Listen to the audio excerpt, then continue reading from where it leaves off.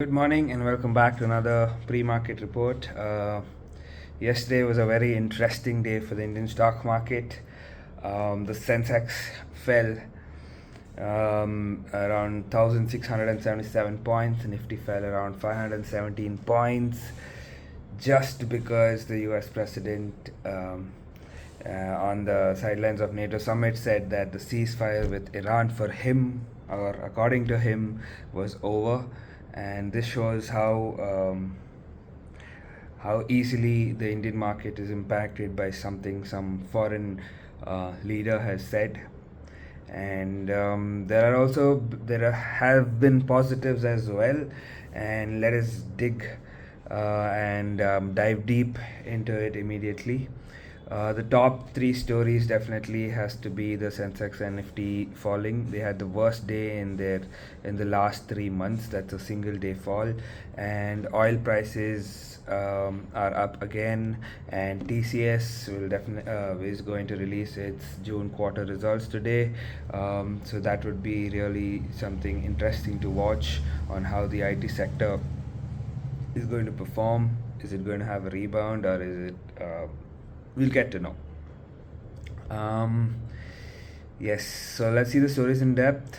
Sensex closed at 76,503, down by 1,677 points, or a 2.15% fall.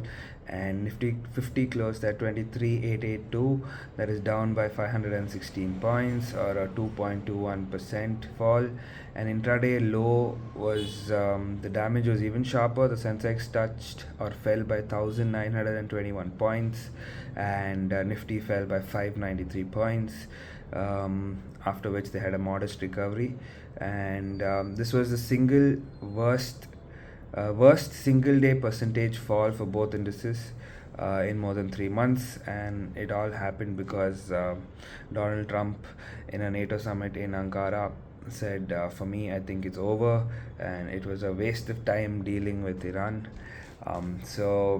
This also followed overnight strikes by US on Iran, and reports of projectile attacks on multiple oil tankers in and around the Strait of Hormuz. And also, in a direct response, US revoked a sanction waiver that had been allowing Iran to export oil. So all these factors together has affected the Indian market sentiments. Next would be the crude oil. Brent crude oil, the global oil benchmark jumped over 5.5 to 6% intraday, trading at roughly around $78.7 per barrel. And US WTI crude surged similarly, touching around $74.8 per barrel. Both a significant single session move. This again directly relates to Trump saying that he's not quite sure about the situation and the ceasefire might be over. And moving on, banking stocks led the broad-based sell-off. All major sectoral indices ended in the red, but banking was hit hardest, as Nifty PSU Bank and Nifty Private Bank with the worst performing sectors, both falling over 2.5%. Because banks have heavy FII owned names and are typically the first point of call for institutional selling when a broad risk decision is to be made. When they have to reduce the risk, bank stocks are what they will sell, because it has the most liquidity, and that's where they have parked the money. And Nifty 50's total index weight also is heavily backed by these banking stocks, so that inevitably will dip when there is selling. And India's VIX, that is the volatility index, spiked around 26%, decoding the fear gauge. What VIX is, it measures the market's expectation of Nifty volatility over the next 30 days, derived from options pricing. And a sudden geopolitical shock like Wednesday's ceasefire collapse cause traders to rapidly buy protective options, that is hedges, which mechanically push up the VIX. Um, TCS kicks off the earnings season today. It will launch its June quarter results today, and that is something everybody is very keen on and will be parsing TCS's commentary, not just the company specific signals, but also but for any read through on how global enterprise clients are thinking about technology budgets and amid all this confusion and chaos with the geopolitical uncertainty. Another thing, as I mentioned yesterday, trends 12% correction uh, um, is definitely something to be looked at, because when a richly valued growth stock delivers good but not great enough numbers relative to what the market expected, the market also can react disproportionately, and that explains the 12% fall, 11 to 12% fall. And India, on a brighter note, India's GST collection has hit a 13-month high. This import has definitely been the major impactor of this 13-month high. And if you see sector to sector, like I mentioned, Nifty PSU, Nifty Private Bank is the hardest hit yesterday. They were both down by more than 2.5%.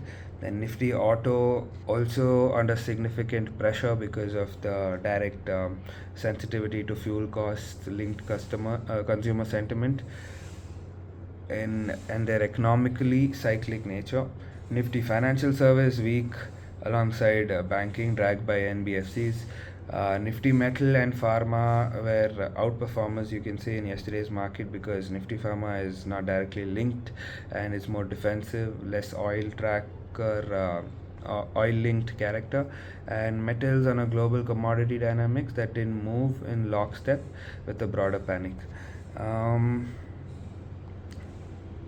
if you see stock by stock, the biggest laggerheads include Interglobe Aviation down by 5%, Maruti Suzuki down by 4%, Hindustan Liver and Bajaj Finance down by over 3%, Kotak Mahindra and ITC down by 3%, close to 3%. Geo Financial Services and Shriram Finance also featured among the session's most significant Nifty losers. On the smaller end of the market, South Indian Bank fell over 9%. Currency and rates moved in sympathy. The rupee, which had actually strengthened around 47 paisa to 94.96 against the dollar on Tuesday, reversed hard and weakened 20 paisa to around 95.16 on Wednesday after Donald Trump's and the oil price increase. Um, Institutional flows, they have been net sellers. It only we'll have to see how well the domestic inflows are going to cushion this. But FIs have definitely been net sellers over the past few months.